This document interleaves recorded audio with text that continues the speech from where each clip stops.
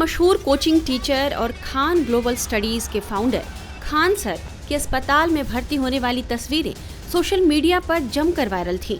वे अस्पताल कैसे पहुंचे, उन्हें क्या हुआ, क्या तबीयत उनकी ठीक है, क्या ये तस्वीरें सच है? इन तस्वीरों के साथ ये सवाल भी सोशल मीडिया पर उठने लगे थे। तो आपको बता दें कि यह बात सच है कि खान सर की तबीयत खराब हो गई थी। उन्हें डिहाइड्रेशन और बुखार के कारण पटना के प्रभात मेमोरियल अस्पताल में भर्ती कराया गया। यह घटना बीपीएससी अभ्यर्थियों के आंदोलन में शामिल होने के बाद हुई थी। बीपीएससी अभ्यर्थियों का प्रदर्शन 6 दिसंबर को उग्र हो गया था। हालात को संभालने के लिए पुलिस को लाठीचार्ज करना पड़ा। जब अभ्यर्थियों पर लाठीचार्ज की जानकारी famous coaching teacher Khan sir को मिली तो वह भी अभ्यर्थियों के प्रदर्शन में शामिल होने पहुंच गए। खान सर भी 17वीं बीपीएससी परीक्षा के नियमों में बदलाव के विरोध में छात्रों के साथ प्रदर्शन करने लगे। खान सर अभ्यर्थियों के साथ बीपीएससी कार्यालय का घेराव करने जा रहे थे। कथित तौर पर उन्हें पटना में विरोध स्थल से कुछ प्रदर्शनकारी छात्रों के साथ हिरासत में भी लिया गया था और बाद में देर रात रिहा कर दिया गया। हालांकि पुलिस ने गिरफ्तारी की खबरों का खंडन किया है। वहीं पुलिस ने खान सर की कोचिंग संस्थान को लेकर एफआईआर भी दर्ज करवाया है। मीडिया रिपोर्ट्स के मुताबिक गिरफ्तारी की अफवाहों के बीच ही खान सर की तबीयत अचानक बिगड़ गई और उन्हें अस्पताल में भर्ती कराना पड़ा। उन्हें डिहाइड्रेशन और बुखार की शिकायत थी। इसके बाद परिवार के लोग उन्हें तुरंत करीबी अस्पताल लेकर पहुंचे। छात्रों में बेहद लोकप्रिय खान सर की तबीयत बिगड़ने की सूचना मिलने के बाद छात्र उनके जल्द स्वस्थ होने की दुआ भी कर रहे थे। प्रदर्शन के दौरान खान सर ने हमारे संवाददाता साकेत से बात की थी। उन्होंने प्रदर्शन और छात्रों की मांग को लेकर क्या कहा, आइए आपको सुनाते हैं। जो लीक होता है क्वेश्चन, उसको रोकने के लिए इस तरह की प्रक्रिया, पेपर लीक होता है तो किसकी गलती से? आयोग की कमी से। हम 1 लाख बच्चों की परीक्षा लिए, पूछिए इनसे 1 लाख का लिए कि नहीं लिए? कोई माई का लाल हमारा पेपर लीक करके देख लेना, यहाँ पर उनको व्यवस्था कर देंगे हम लोग। यहाँ पे जो लीक करता है उसका इनकाउंटर कर दिया जाए। यहाँ पे खत्म कहानी, मार के उड़ा दीजिए, यहाँ पे बुलडोजर चढ़ा दीजिए। यहाँ पे जो पेपर लीक करता है उसका नार्को टेस्ट कराइए, उसका पोलियोग्राफिक टेस्ट कराइए। अगर आपको 10 लोगों पे शक है तो उनका भी कराइए। अगर आपको लगता है कि हमारे आप पे, इन पे, किसी पे शक है, हम लोग का नार्को टेस्ट, पोलियोग्राफिक टेस्ट कराइए। अगर उसमें पता चलता है पेपर लीक करते हैं, वहीं उड़ा दीजिए उसको, सीधा इनकाउंटर। बच्चों के भविष्य के साथ खिलवाड़ नहीं, यहाँ पर बच्चों के भविष्य के साथ नहीं खेलने देंगे। ये वादा करते हैं हम, शांतिपूर्ण ढंग से करेंगे हम यहाँ पर। लेकिन आयोग समझे, एक ऐसा कैंपस बनाए जहाँ पे पेपर बने, जहाँ से छपे, और जब तक परीक्षा ना हो जाए उसके अंदर के कर्मचारी घर नहीं जा सकते हैं, ना ही मोबाइल फोन कुछ भी यूज कर सकते हैं। बस इतना बढ़िया व्यवस्था है। बोले हमसे, आयोग से अगर नहीं हो रहा है, वादा करते हैं हम 5 लाख बच्चों का परीक्षा दिला देंगे और एक पेपर लीक नहीं होगा। और जो लीक करेंगे ना, उनको कहीं और ही लीक कर दिया जाएगा। लेकिन सरकार, बीपीएससी ये कह रही है ना कि जो अभी तक इस तरह से कोई आधिकारिक नहीं कहा गया है। ये झूठ बोल रही है। जब आधिकारिक नहीं कहा गया है तो आप बोल दीजिए ना कि हम ना ही नॉर्मलाइजेशन करेंगे, हम एक ही पेपर लेंगे, एक ही शिफ्ट में करेंगे। बोलने में क्या जा रहा है? झूठ बर्दाश्त नहीं करेंगे, झूठ बर्दाश्त नहीं करेंगे। यहाँ पर हम लोग निकल चुके हैं अब, और हम खाली हाथ अब विद्यार्थियों के, हम अपने स्टेज पे पढ़ाने तभी चढ़ेंगे जब अपने बच्चों का आंसू पोंछ सके। इनको रोता हुआ हम नहीं छोड़ सकते। आप यहीं बैठेंगे? हम यहीं रहेंगे और कहीं नहीं जाने वाले हैं। बताइए, 80,000 बच्चों का फॉर्म केवल सर्वर डाउन होने की वजह से गया। इसके लिए दोषी तो आयोग है कि नहीं है? यहाँ पे आप कैसे किसी दूसरे पे ब्लेम कर सकते हैं? हाथ जोड़ते हैं माननीय मुख्यमंत्री जी से, बड़ा उम्मीद की नजर से आपको देखते हैं और हमेशा हमारी संकट में हो रहे हैं। आज से 2 दिन पहले का बात है जब आयोग कसम खा लिया था कि वो बिहार पुलिस में एनसीएल लागू नहीं मानेगा, तो हमारे नीतीश कुमार आए और विद्यार्थियों का आंसू पोंछे और 1.25 लाख विद्यार्थी दुआ दे के गए हैं उन्हें। अगर 2024 में जो हमारी मान रखेगा, वादा करते हैं हम लोग 25 में उसकी मान रख लेंगे। तो देखिए, यहाँ पर खान सर हैं जो कि पहुंचे हैं, जहाँ प्रोटेस्ट हो रहा है। बड़ी संख्या में यहाँ पर छात्र हैं और भीड़ आप देख सकते हैं किस कदर है। चारों तरफ आप देखिए छात्र ही छात्र आपको यहाँ पर नजर आएंगे। खान सर पटना में उन छात्रों के बीच काफी लोकप्रिय हैं जो प्रतियोगी परीक्षाओं की तैयारी करते हैं।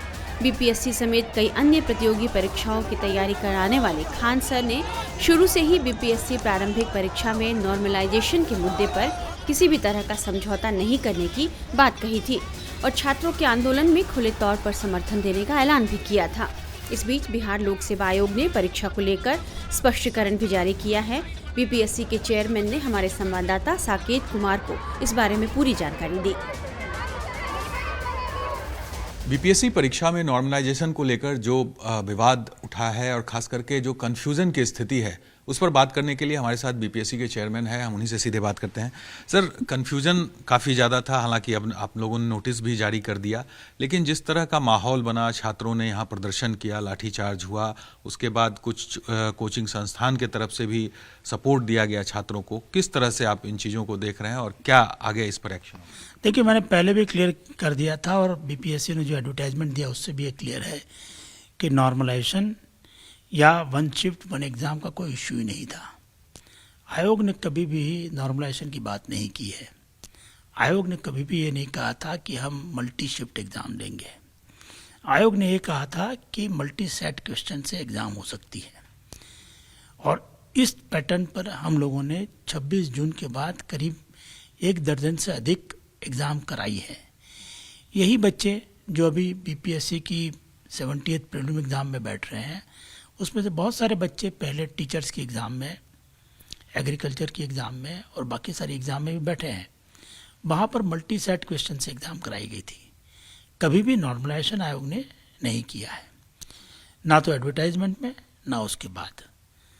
और जब हम लोगों ने देखा कि लोग अननेसेसरली इसको इशू बना रहे हैं या रूमर्स फैला रहे हैं, भ्रांति फैला रहे हैं, सीरियस कैंडिडेट को बरगला रहे हैं, तो आयोग ने मीडिया के माध्यम से और बाद में कल एडवर्टाइजमेंट के माध्यम से अपनी स्थिति पूरी तरह से क्लियर कर दी है। कई कोचिंग संस्थान के जो टीचर हैं वो भी इस पूरे आंदोलन में छात्रों के साथ दिखे, धरना प्रदर्शन के दौरान भी साथ रहे, और बीपीएससी को लेकर कई तरह के आरोप उन्होंने ऑन रिकॉर्ड बोला कि बीपीएससी झूठ बोलता है, बीपीएससी लोगों को, छात्रों के भविष्य के साथ खेल रहा है।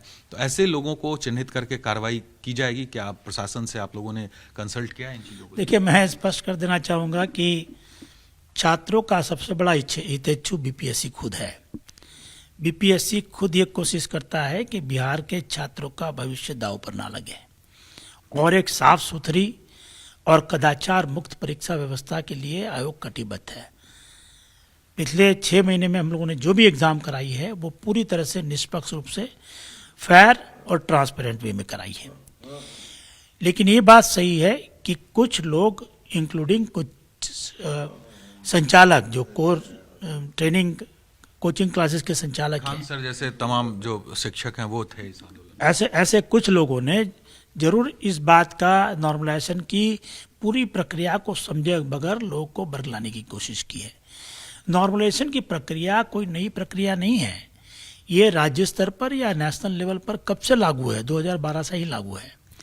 बड़ी बड़ी एग्ज़ाम जैसे बैंकिंग सर्विस रिक्रूटमेंट की एग्ज़ाम, GEE की एग्ज़ाम, स्टाफ सिलेक्शन कमीशन की एग्ज़ाम, जहाँ पर बहुत बड़ी संख्या में स्टूडेंट रहते हैं, एप्लीकेंट रहते हैं, वहाँ पर नॉर्मलाइजेशन करना आवश्यक हो जाता है, क्योंकि इतना एकोमोडेशन होता नहीं है।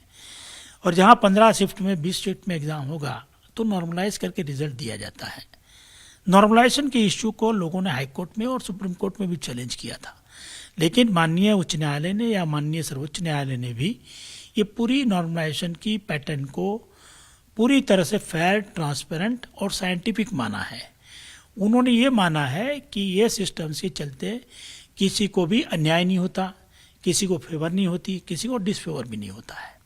सो वैसी स्थिति में ये एक बहुत ही रैशनल और प्रूव्ड सिस्टम ऑफ नॉर्मलाइजेशन है, जिसके चलते किसी को आपत्ति नहीं होनी चाहिए। लेकिन जब मैं बिहार पब्लिक सर्विस की बात करता हूँ तो यहाँ पर हमने अभी तक किसी एग्ज़ाम में नॉर्मलाइजेशन नहीं किया है। अगर करेंगे तो हम जरूर छात्रों को बताएंगे इस चीज़ से। बीपीएससी के चेयरमैन ने पूरी तरह यह बात साफ कर दिया है कि नॉर्मलाइजेशन का कोई मुद्दा ही नहीं था। वहीं खान सर की तबीयत अब ठीक बताई जा रही है। खान सर की तबीयत को लेकर नया अपडेट आया है। अस्पताल में भर्ती खान सर को अब डिस्चार्ज कर दिया गया है। मीटिंग का ओरिजिनल वीडियो अपलोड करें, समझ में आ जाएगा।